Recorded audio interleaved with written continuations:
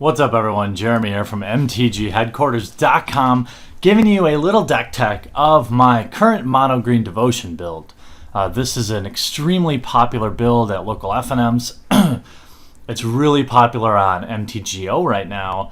I ran into a pretty spicy build of it that I'm trying to work with. The mana base is the most tricky thing, so I just need to get some more games in. But let's talk about the mana base first, and then we'll go into everything else. So this is a little bit in flux, and you'll see some kind of crazy stuff in here, but you'll see why later. So we've got 1, 2, 3, 4, 5, 8 regular forest, 2 mana confluence, 4 Nykthos Shrine of Nyx. Then I have 1 Temple of Malady, 3 Windswept Heath, 3 Wooded Foothills, and 3 Yavimaya Coast. Now, the reason I have 2 mana confluence in there is to, of course, cast my Villainous Wealth, as you'll see later. I've got basically 3 swamp sources between mana confluence and the Temple of Malady, and 3 island sources. Now, I could... Actually, I've got 5 island sources, technically. I'm trying to decide, do I want to just drop the mana confluences and play 2 more Temple of Maladies for the Scry? That might be where I end up. I'm just starting to play this deck, but I'll tell you what, for a mild increase in variance, so by having those 2 Villainous Wealth, they're probably more better suited in the sideboard. But boy, it makes winning so fun. So let's talk about what I'm doing with creatures. So 4 Elvish Mystic, no surprise there. Much of this is boilerplate, stripped right out of what's been doing really well and the Pro Tour. Here we have Heir of the Wilds, 2 of those. We have 4 Sylvan Caryatid, obviously. We have every ramper known to man here. 4 Genesis Hydra.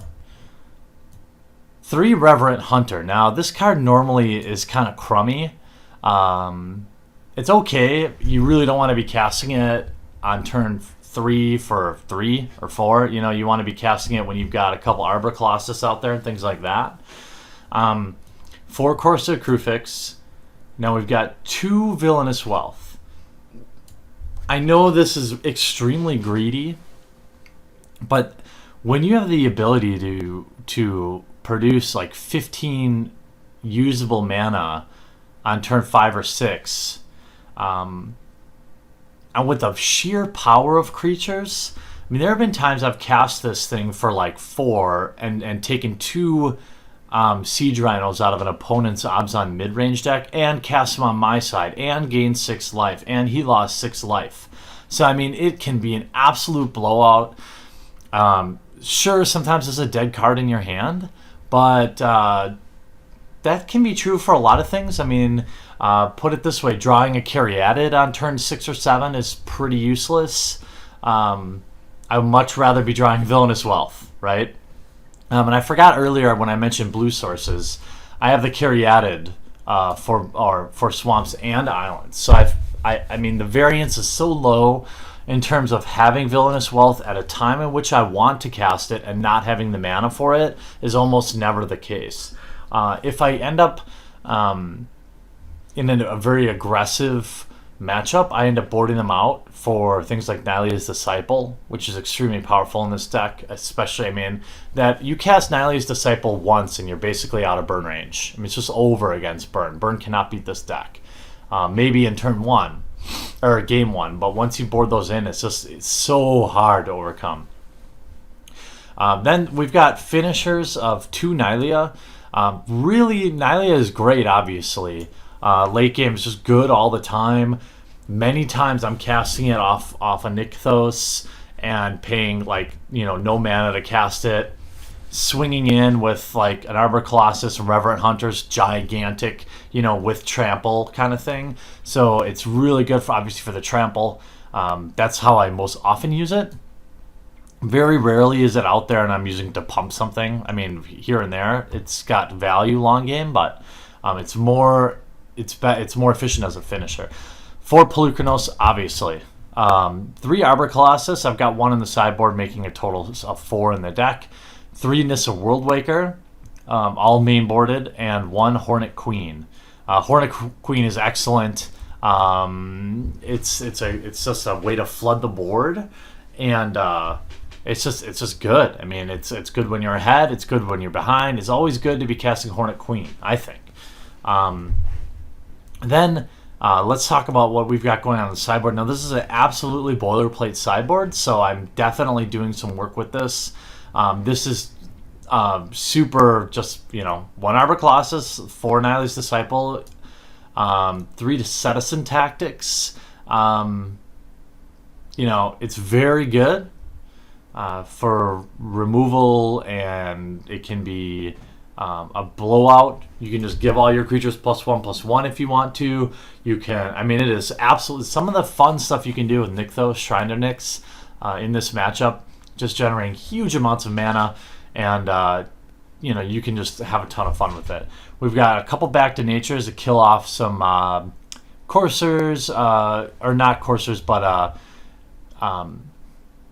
we use it to get rid of Banishing Light, things like that.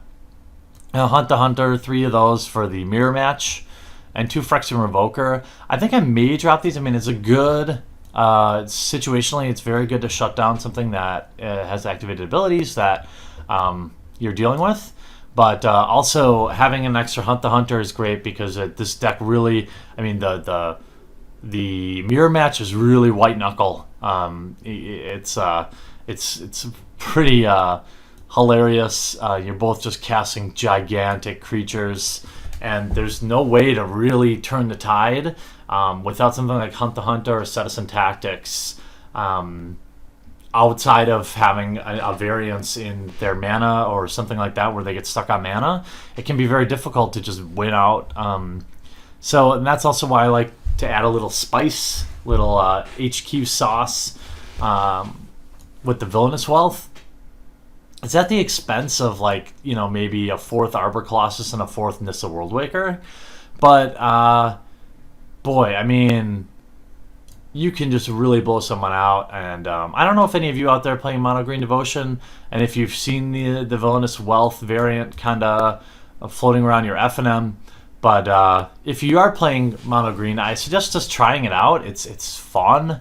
It can really produce some hilarious swings. This is the ultimate. Casting this after opponent cast and hostilities, and casting this for 5 or 6 will just, oftentimes just win you the game. It's not so good against a control deck, obviously, unless you get their Pearl Lake Ancient or something. So against control, it can come out in exchange for more creatures. But overall, I think you're not adding a ton of risk to the deck, and it can really create some hilarious win cons. And while I like to win, I also like to have fun playing the game. And so if it means 1 game out of 10 I get mana is an issue, I'm not a pro. I'm not paid to play this game, so that happens. And I would take the other 1 time out of 10. Hilariously casting 3 or 4 of my opponent's creatures with Villainous Wealth. That's worth it. So this is what I'm running from Mono Green Devotion. It's extremely powerful right now in Khans of Tarkir Standard. If you're running Mono Green, or you have thoughts on Mono Green, I'd love to hear them in the comment section down below. If you want me to keep doing more deck techs of what I've been running, please let me know. I'm trying to diversify the channel's content as requested by all of you. Obviously, it's more difficult to just continuously open $500 boxes of cards, so I haven't done any old ones for a while. So I'll have one of those coming up real soon.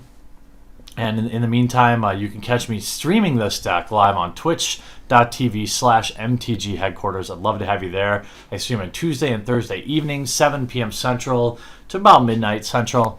And, hope you guys enjoyed this video, and we'll talk to you again real soon. I really hope you enjoyed the video. And if you haven't already, check out some of our most popular playlists, from MTG vlogs, sick gameplay videos, new product breaks, and some insane vintage openings. I upload 3 to 4 new Magic the Gathering videos every week, so if you haven't already, please take a moment to crush that subscribe button to join one of the fastest growing Magic the Gathering channels on YouTube. Talk to you later.